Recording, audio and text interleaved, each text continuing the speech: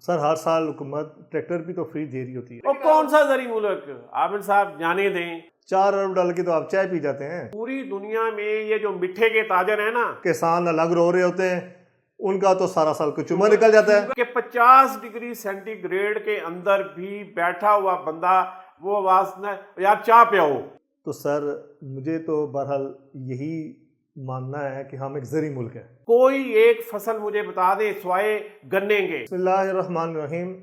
ज़राअत जो हर किसी भी मुल्क की रीढ़ की हड्डी होता है और जिसकी वजह से उस मुल्क की तरक्की और उस मुल्क के लिए अजनास की वफर मकदार में पैदावार मुमकिन हो सकती है। पाकिस्तान इस पे कहाँ पे खड़ा है? मैं हूँ आबिद महमूद मुगल और आप देख रहे हैं रिपोर्ट डिजिटल और मेरे साथ है हनीफ साहब। सर पाकिस्तान एक ज़री मुल्क है और हम तो बचपन में भी ये पढ़ते आए हैं कि ज़री मुल्क है और 70% आपकी ज़राअत का इन्हिसार पाकिस्तान की तरक्की पे है। आप जो स्कूलों के निसाब की किताबें हैं उनमें सारी जो बातें लिखी हुई हैं उनको सच मानते हैं। हमें तो अभी वो तक इसको भी मुताला सच पाकिस्तान मानते ही हजम हुआ, लेकिन कौन सा जरी मुल्क, आबिद साहब जाने दें। कौन सा जरी मुल्क? हम गंदम बाहर से मंगवाते हैं। 70% आपका ज़री इलाका है। ओ भाई, हम गंदम बाहर से मंगवाते हैं। हम वो तो और मामलात हो सकते नहीं, हैं और ना। मामलात नहीं है। हम सारी दालें बाहर से मंगवाते हैं। हम अपने खाने के लिए खुर्दनी तेल जो कुकिंग ऑयल और घी है, घी बनाने के लिए ऑयल, वो बाहर से मंगवाते हैं। हम ये जो चाय की लत पड़ गई हमारी पूरी कौम को, यानी कि अंदाज़ा करें कि यार ये कमाल है उन गोरों का और मार्केटिंग के की ताकत का कि 50 डिग्री सेंटीग्रेड के अंदर भी बैठा हुआ बंदा वो आवाज न यार चाय पियो। 4 अरब डाल के तो आप चाय पी जाते हैं जी, चाय हम पीने के लिए बाहर से मंगवाते हैं। अच्छा, फिर इनकी अलाइड इंडस्ट्रीज भी पाकिस्तान में नहीं है, ये सारी बाहर हैं। तो हम खाक के जरिए मुल्क हैं। सर जब आप अपने तो मुताला पाकिस्तान को अपडेट कर देना, हम तो यही पढ़ रहे हैं, यही पढ़ाया जाता रहा है। अब तो आबिद साहब, अब तो कपास का भी इतना बुरा हाल हो गया है कि हम अपनी टेक्सटाइल मिलें चलाने के लिए धागा या कॉटन जो है वो इंपोर्ट करते हैं। हमारी चावल के इसकी कपास की पैदावार इतनी नहीं है कि वो हमारी तमाम टेक्सटाइल इंडस्ट्री को फीड कर सके। कोई एक फसल मुझे बता दे सिवाय गन्ने के, कोई एक फसल सिवाय गन्ने के। और वो ये गन्ने के किसान अलग रो रहे होते हैं, उनका तो सारा साल कुछ उम्र निकल जाता है। शुगर माफिया की तो मौजें हैं ना, वो तो हुकूमत में बैठे हैं ना। ये नहीं, हुकूमत में नहीं बैठे।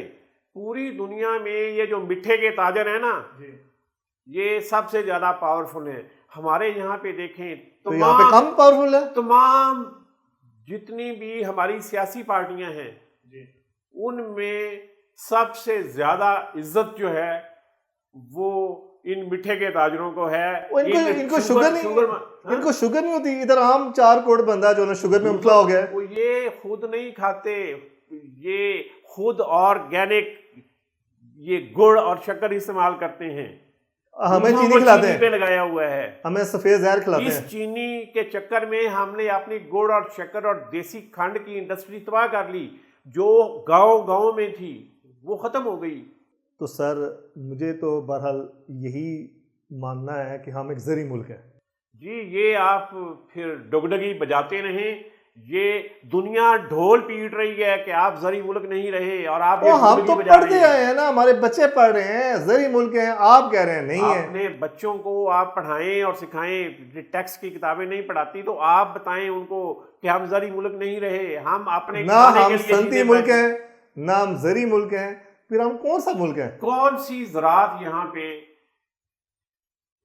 गवर्नमेंट की सरपरस्ती हासिल किए हुए है? आप मुझे ये बताएं कि हमारे पास जो सरपरस्ती है जिसमें सारा जागीरदार मौजूद होता है वो पार्लियामेंट है। वो इंडस्ट्रियलिस्ट हो गए। वो जो बड़े जागीरदार थे वो भी इंडस्ट्रियलिस्ट और ताजर हो गए।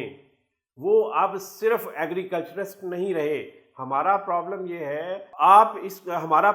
है, आप इसको देखें कि आप जिस कम शरह से फसलों के लिए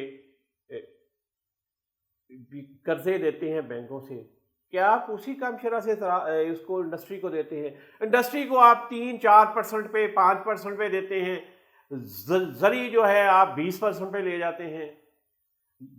क्यों ज़राअत के लिए? और फिर आप सनदी कर्जा दे रहे हैं 15 साल के लिए, 20 साल के लिए, और वो भी रीशेड्यूल होता है बार बार, क्योंकि वो ताकतवर लोग हैं। ज़मींदार आपसे 6 महीने के लिए कर्जा मांगता है, उसको भी महंगा मिलता है, उसको भी प्रॉपरली नहीं मिलता। यहाँ पे जो ट्रैक्टर यहाँ पे 1950-60 की दहाई वाले थे, उसी डिज़ाइन के ट्रैक्टर आपको 2025 में 26 में मिल रहे हैं।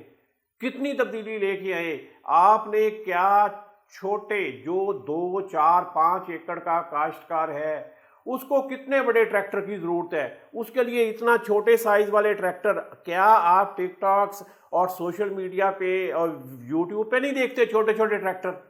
वो पाकिस्तान में क्यों नहीं बनते? यहाँ पे कंपनियां बड़े ट्रैक्टर क्यों बनाती हैं? प्रॉब्लम सर, हर साल हुकूमत ट्रैक्टर भी तो फ्री दे रही होती है।